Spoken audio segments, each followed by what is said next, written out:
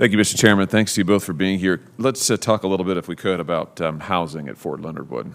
And Secretary Wormuth, if I could just start with you. I understand that there are discussions underway about raising the basic allowance for housing at Fort Leonard Wood, which I think is essential, both to combat the rising inflation, but also support future investments in housing. Will the Army support raising the BAH for Fort Leonard Wood? Senator, we will absolutely look into that. As you probably know, the department raised BAH in, I think, over 50 locations where there were rising costs. So if there's evidence that the costs around Fort Leonard Wood are rising in a disproportionate way, we would want to look at that. Can I have your commitment, your personal commitment, to prioritize this issue, BAH, at Fort Leonard Wood in your discussions with OSD? Yes, I'd be happy to prioritize it. Great, thank you.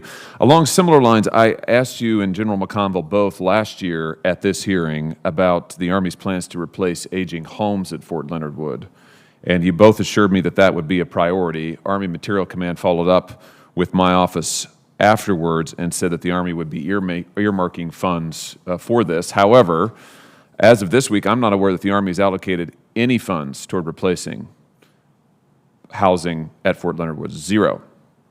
So my question is, why hasn't the Army put together a plan to replace the aging housing at Fort Leonard Wood, despite agreeing that they need to be replaced? Senator, we have a 10-year infrastructure plan that looks at housing as well as, power projection infrastructure.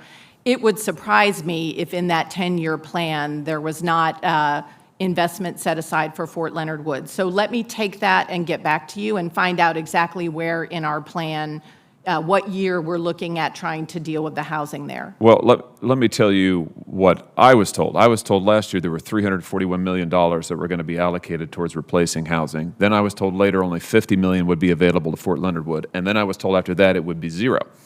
So you can imagine, I'm not very happy about it. I'm also not very happy about the fact that the Army doesn't include any funding to replace housing at Fort Leonard Wood in the budget request or in the unfunded requirements list for FY23. So why not?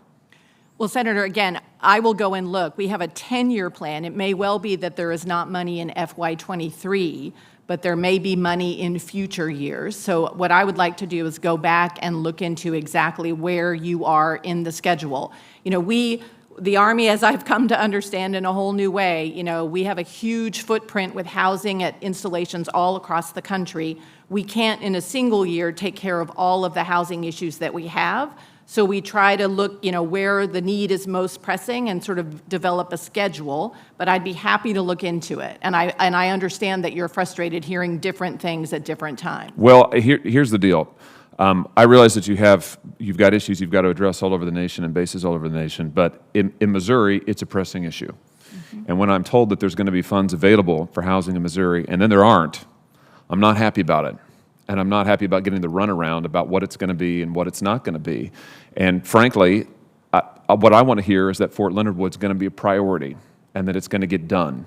So 10-year, 20-year, 50-year, 500-year plans, I want it done. So if you could follow up with me and give me some hard facts about what actually is happening and when it's going to get done, I would appreciate it. I will. Can I have your commitment on that? You absolutely may, Senator. Okay.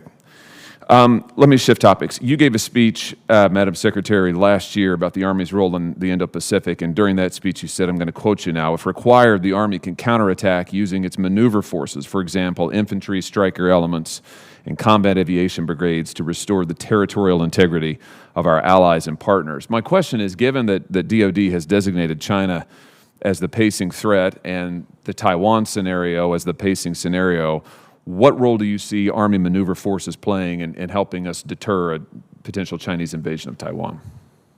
Well, I think, Senator, that combat credible forces are very important in terms of deterring China. So I can, I don't want to speculate too much on hypotheticals, but I can envision that we would have ground forces in countries, in Southeast Asia, for example, that might be willing in a future conflict to give us access. We exercise regularly with the Philippines, for example. We have a very close relationship with Australia. So I can envision situations where ground forces could be very helpful.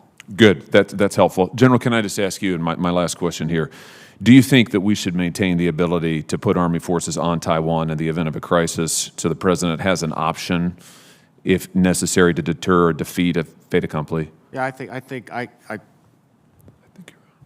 I believe we should provide multiple options to the chain of command, and we should not be a one-option commander. And, you know, we've got great sea forces, we've got great air forces, we've got great ground forces, and what we want to do is provide multiple options, and I think our modernization priorities do that. With long-range precision fires, we can, you know, sink ships. But at the end of the day, you know, someone on the ground is going to have to be there, you know, whether it's our allies and partners. But the thing we also found out with Ukraine is we put soldiers into the Baltics, and we put soldiers in place. Having American soldiers on the ground reinforced our allies and partners, and quite frankly, it reinforces their will to defend their country, and I think we should have that option for the National Command Authority. Thank you both, and thank you especially, Madam Secretary, for your help on the housing issue. Thank you, Mr. Chairman.